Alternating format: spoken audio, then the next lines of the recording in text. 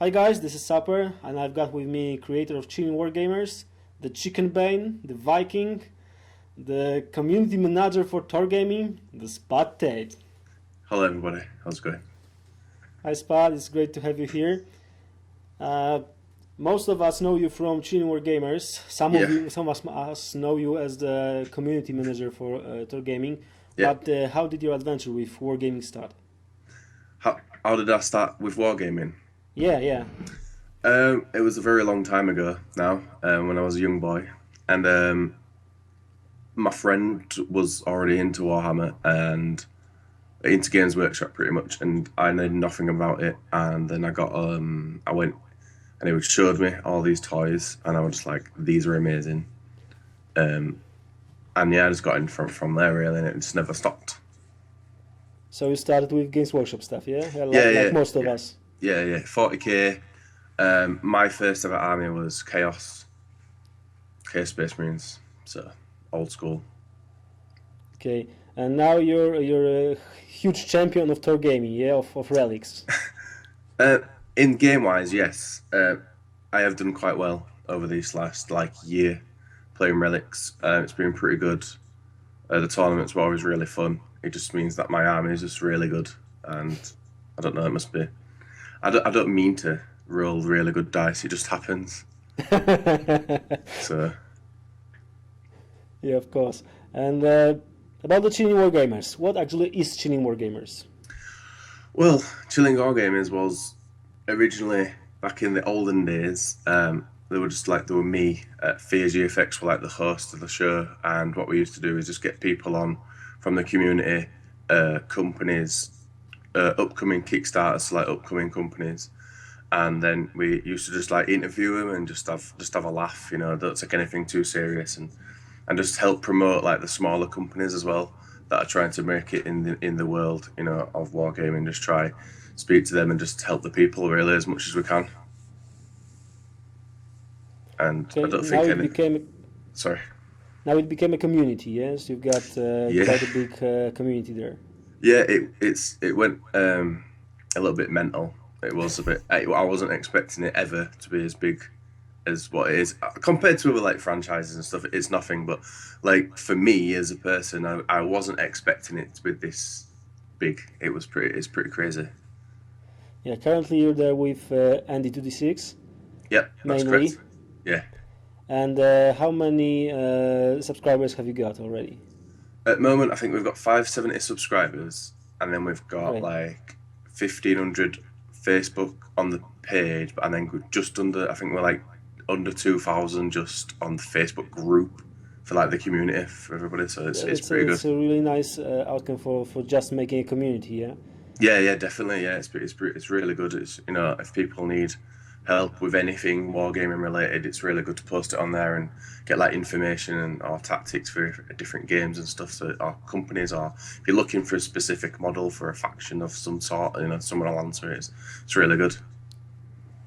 Okay, and why you decided to create this kind of community, the YouTube channel, and all the rest of the stuff?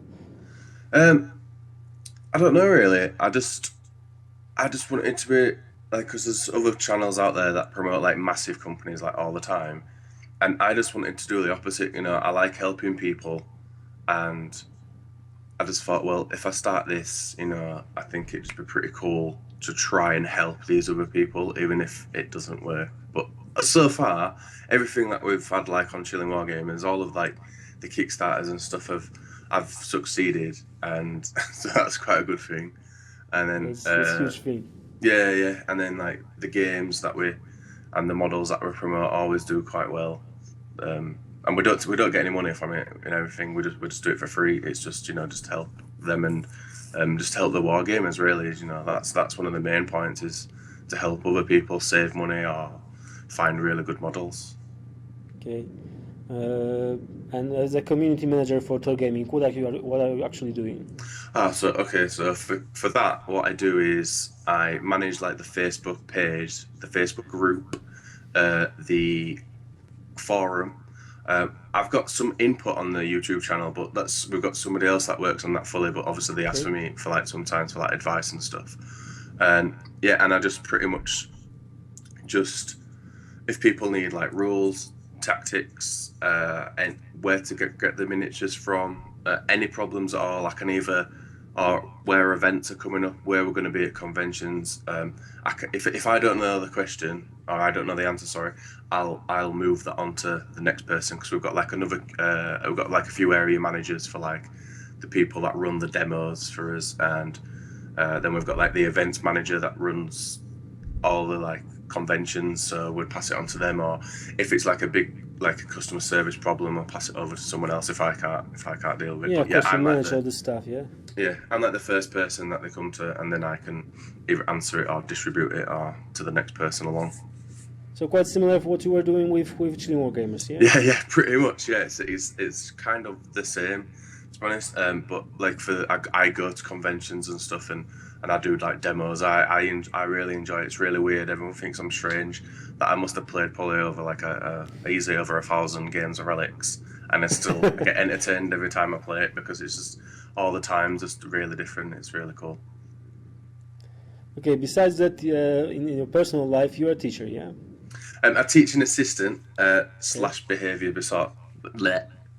support. So I'm like a bit of a cross-gen between. I'm fully qualified as a teaching assistant now, like the highest one, and then I'm going down the behaviour. But a lot of that's to do with it. I need a lot more experience to like go further up a field. So yeah, it's amazing. It's the best thing I've ever done. So again, you're just doing something with the community of kids, yeah? You are helping them to find their ways. Yeah, that's exactly what I do. I've got like, let's just say, some of the more tougher kids in school working with me, and I just pretty much tell them how it is. You know, this is what's going to happen. You know, it wasn't that long ago since I left school. You know, I know, but I remember quite a lot about school and things that happen, and I just want to help those little people. Just even if I help one out of them all, you know, it'll make me a lot better. If I can help someone every day, it makes me more happy. Okay, if someone would like to start a community nowadays, would like to run a blog or maybe a Facebook page or some kind of community, maybe club, or then what he should do first? There's two types of blogs, I believe. I think because that's originally how I started like a long time ago. I started with another group as doing a blog. And it just started from there, really. And I was just putting my progress up by writing, but I'm not as good at writing as I am speaking. So that is how it like developed into YouTube, because I was like, well, actually, I can just speak to the camera instead of having to write, and I just didn't like it. So yeah, you can use blogs. I think there's WordPress and Blogger. They're two really good ones to use. I couldn't really say which one's my favourite. You know, they both have the positives and negatives. You know, you could try them both out to start with, see which one's easiest for the person who's setting up the community or the group. Facebook, the same thing. At first, I did pay for ads right at the beginning on the Facebook page, but then I didn't put a lot of money. I put like $10 in it and see what would happen. And obviously, all the truth come out that they were just getting bots to like your page. So I don't know how that works anymore. But the Facebook groups are really helpful. You know, you just invite a few of your like friends, and then just ask them to invite their friends, and then if they like it, just keep putting content out, asking questions, and just keep everybody motivated. And then same with and then just get as much media as you can. So like your Twitter, YouTube, Facebook, they like main ones. I know like a lot of people use like Instagram and stuff, but I've not actually got Instagram yet. But I think that will probably be the next step across. Because we only got Twitter not long ago, to be honest, either. So it helps. Every little helps, I think, and it's just being consistent all the time as much as we can. Because like when I had all those things last year with like the internet problems, it did take a massive hit on Chilling Wargamers, like the YouTube channel, because we were supposed to be there every Thursday, and then it stopped for so long, and then it were like every other little day, like so sometimes it'd be a Wednesday, the week after be a Sunday, and people didn't really like that. So it's more about consistency. So if you say you're going to post every Thursday, you're going to have to try post every single Thursday as much as you can. I think that's it. So content and consistency are quite very important, I think, in like building up a community that everyone like, and just getting as much interaction as possible. And do you think that the social sites these days are very important in creating community? Or can you do it without them?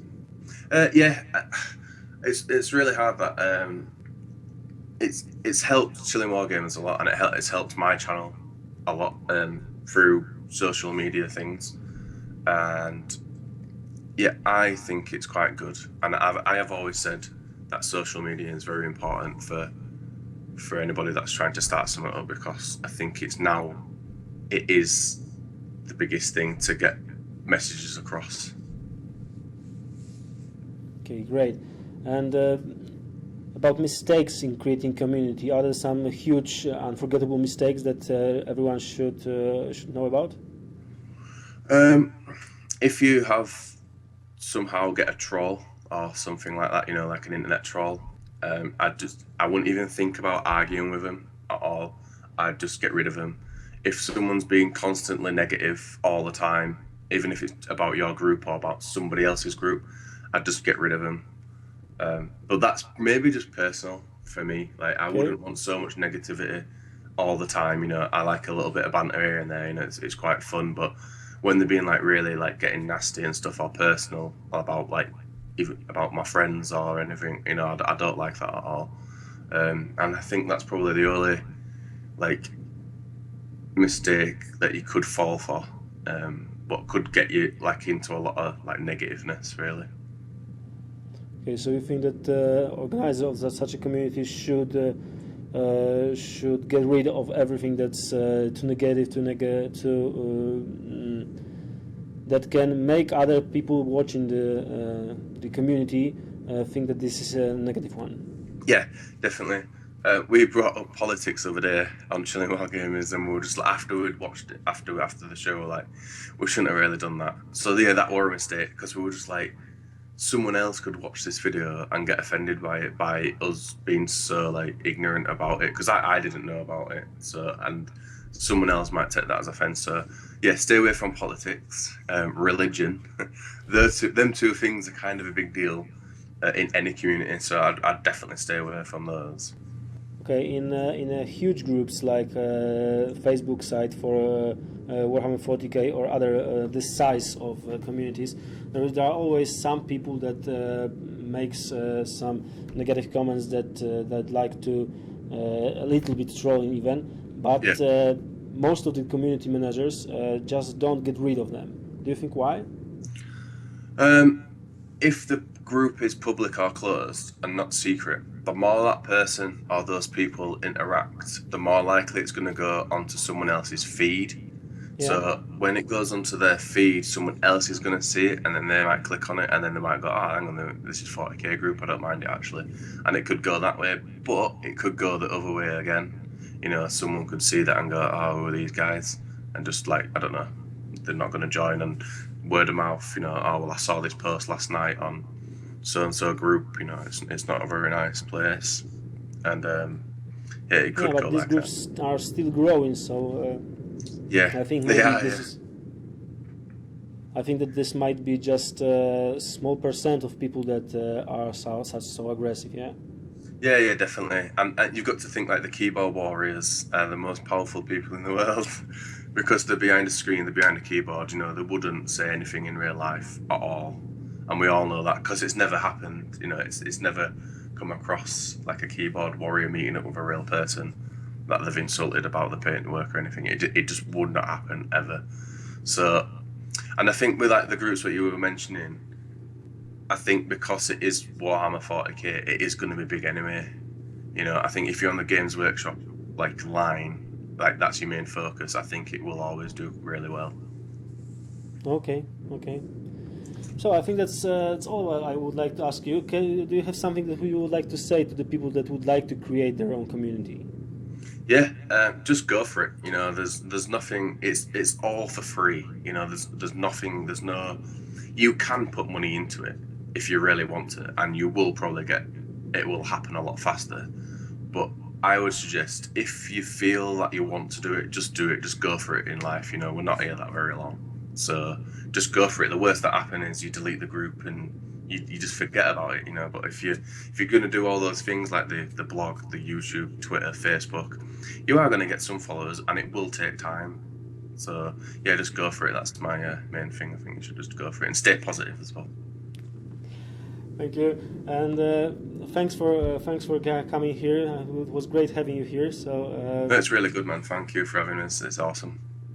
So I hope that for all viewers out there, you now have a little bit more knowledge about the curating community in wargaming community. Yeah. So thanks for watching and stay safe. See you in a bit.